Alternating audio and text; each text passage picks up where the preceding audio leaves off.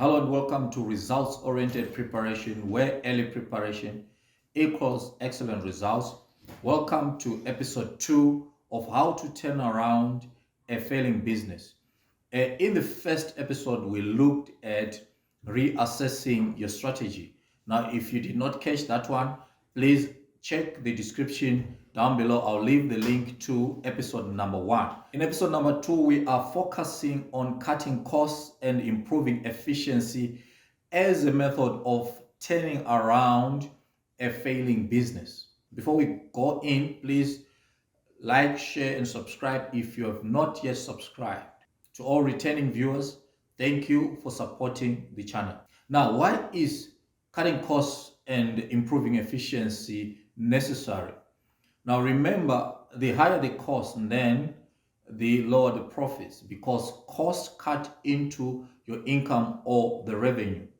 Another way to look at it is, if there are a lot of inefficiencies, means that you're ineffective at managing things within the business. Things such as wastage will occur, and waste always translates to a higher cost of running that particular business. So as a result, you have your costs cutting into your revenue, and the more they cut into your revenues, then there's a reduction in the possibilities of the profits that you may make, resulting in losses in the long term.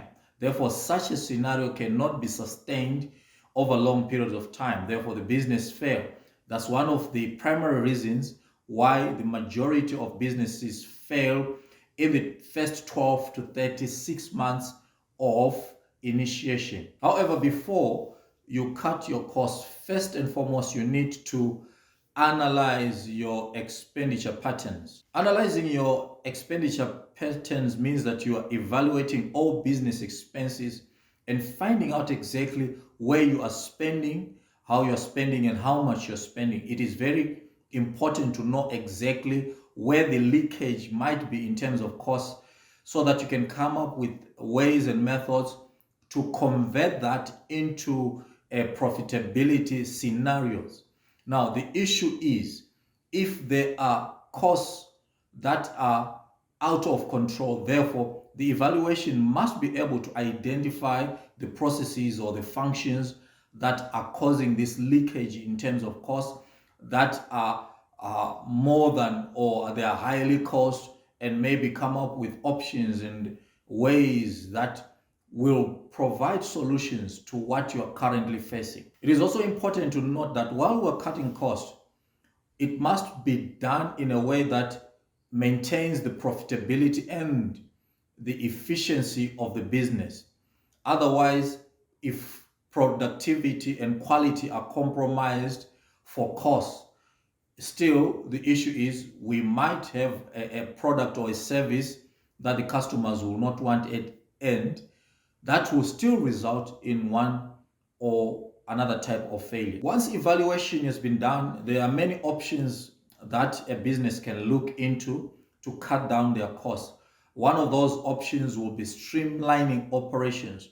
Now, to streamline means you have a more leaner organizational structure.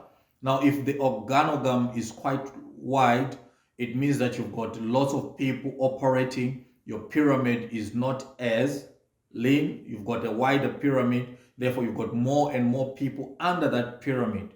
This might mean retrenching and stuff like that. However, I don't really subscribe to this option. The reason is, remember, we are trying to cut down costs, improve efficiency without really compromising on the quality and productivity. So what most organizations do is they look at labor and try to reduce labor costs. Now, in doing so, they end up letting go of skills that are important in ensuring the quality and the productivity of the business. So as a result, they might be cutting costs in the short term, but in the long term, compromise on the productivity and the profitability of the business. So in that way, the business eventually will fail too. However, what will be best in the current circumstance will be find other options to deal with the labor cost. Sometimes the issue is not really the labor cost. The issue could be other areas such as your rentals, such as your administration costs in terms of the office spaces that the business is occupying. We have seen since the pandemic people transitioning from going to the office to working from home. So that could be a valuable option to cut down on large corporate rentals that businesses are incurring on a month-to-month basis. If you were to consider that, then you'll find a more profitable and efficient ways of having a workforce that works from home. Therefore, you have reduced the rental for the office space if you were owning an office building that could be sold and that could be translated into a capital that is needed into other areas of the business. And another cost that would have been cut there will be water and electricity costs, because imagine an office park with more than 1,000 offices. Imagine the usage in electricity and water on a day-to-day basis. Others running for a 7-day week and maybe 16 hours or more, all right? Or others are on rotation 24 hours with shifts. The costs there are quite huge. So if it is possible, then you could consider such options. We have seen in the current scenario, in the current economic environment, this happening, more and more businesses transitioning to such options. And I believe that it is a better option than laying people off. Number two is automation of particular business processes.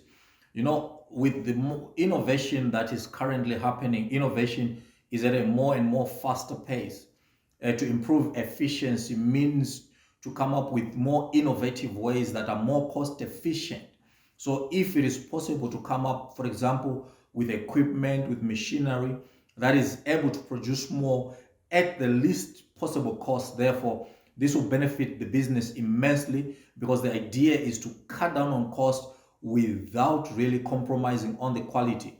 If there are innovations out there that are currently available or that are being developed, it is better to invest in such innovations, for in the future you will ensure that you've got lesser costs, you can produce more. In such scenarios, you end up enjoying economies of scale where you have lesser and lesser costs, yet the quantities that you are bringing out, the services that you are offering and producing, are quite large, and therefore this will translate into higher profits. This could be a way to come out from that pit of failure and leading you and your organization towards success. The third option is digital marketing. All right, and options that are related to that.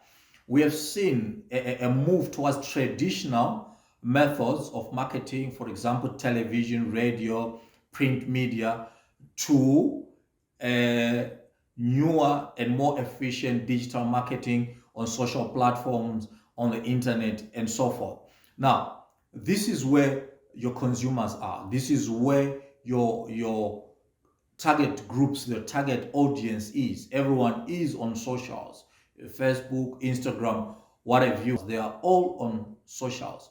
Therefore, we also know that socials are cheaper. If you were to compare an advert on a television channel compared to one that you yourself host on your own platform, for example, you doing content marketing on socials, on mediums such as YouTube and stuff like that, will give you best options that you can ever have to speak directly to your audience. Remember, the people that are already following you on your socials are people that are either interested in your product, they're interested in your brand, therefore they are more easier to convince to buy.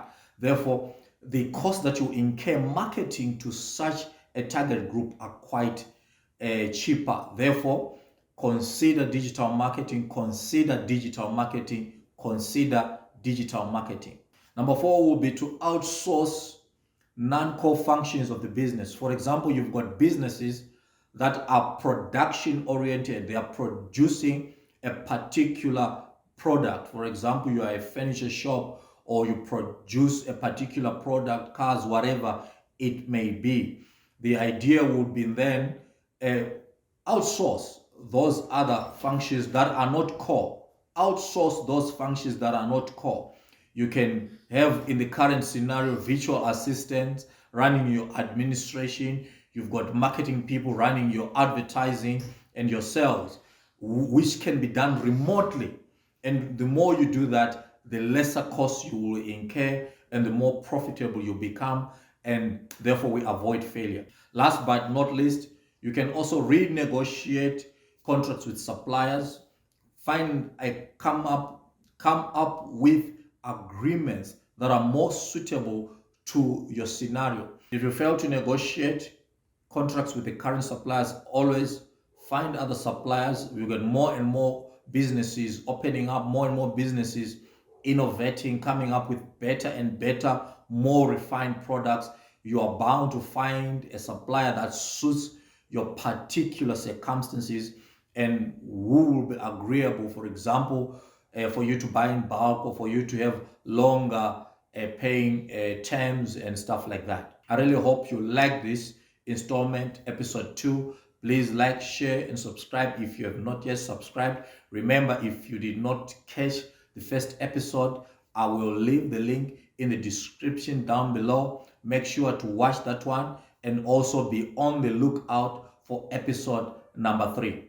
Thank you for watching. We'll see you in the next video.